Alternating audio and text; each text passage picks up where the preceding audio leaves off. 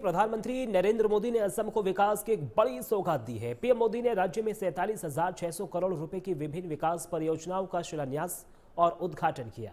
इस दौरान उन्होंने सिलचर में नॉर्थ ईस्ट के पहले greenfield 4 lane high speed Shillong Silchar corridor और असम माला 3.0 जैसी महत्वपूर्ण सड़क परियोजनाओं की नींव भी रखी है। विकास कार्यों के साथ ही पीएम मोदी ने विपक्ष पर जमकर निशाना साधा और साथ ही साथ पूर्ववर्ती सरकारों के दौर को याद दिलाते हुए कांग्रेस पर तीखा हमला बोला। उन्होंने कहा कि उत्तर पूर्व का विकास अब सरकार की सर्वोच्च प्राथमिकता है।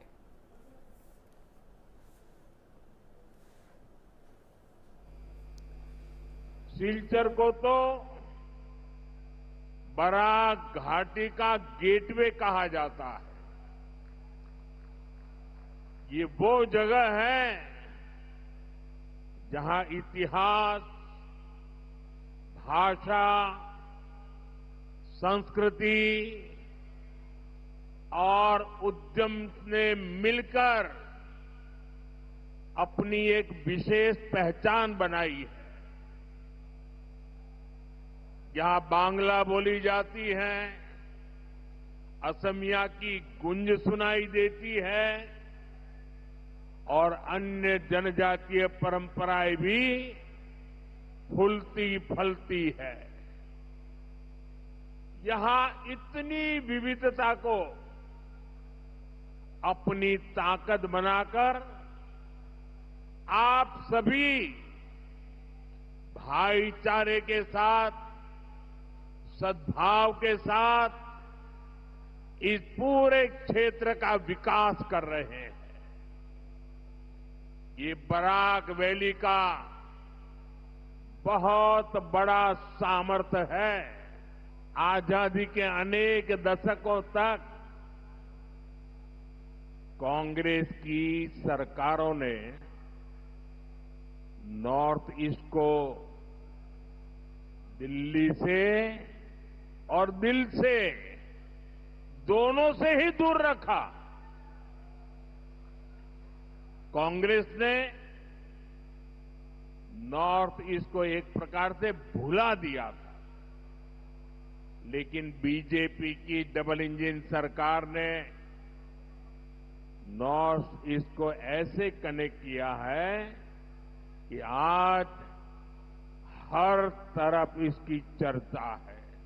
जैसे कांग्रेस ने नॉर्थ ईस्ट को अपने हाल पर छोड़ दिया था, ठीक वैसे ही बराक वैली को भी बेहाल करने में कांग्रेस की बहुत बड़ी भूमिका रही है।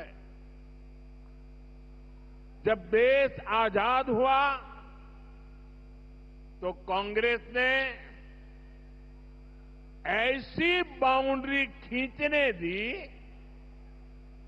जिसे बराक घाटी का समंदर से संपर्क ही कट गया। साथियों, ये सिर्फ एक हाईवे प्रोजेक्ट नहीं है, ये नॉर्थ ईस्ट के लोगों के दशकों पुराने इंतजार का अंत हो रहा है। इस कॉरिडोर से सिलचर, मिजोरम, मणिपुर और त्रिपुरा, ये सब राज्य कनेक्ट होने वाले हैं।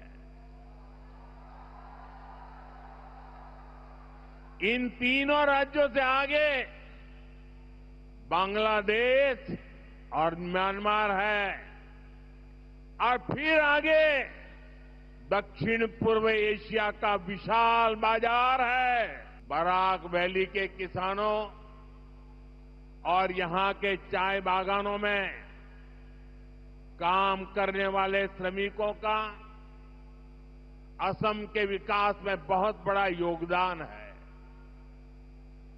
डबल इंजन सरकार किसानों के कल्याण के लिए निरंतर कदम उठा रही है। कल ही गुवाहाटी से मैंने पीएम किसान सम्मान निधि की अगली किस्त जारी की है।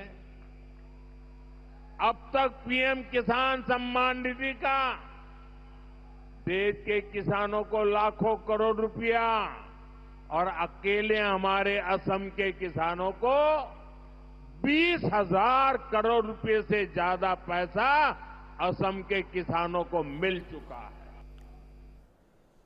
और फिलहाल इस बुलेटिन में सिर्फ इतना ही। देश और दुनिया की तमाम बड़ी खबरों के लिए आप बने रहिए प्राइम न्यूज के साथ। नमस्कार।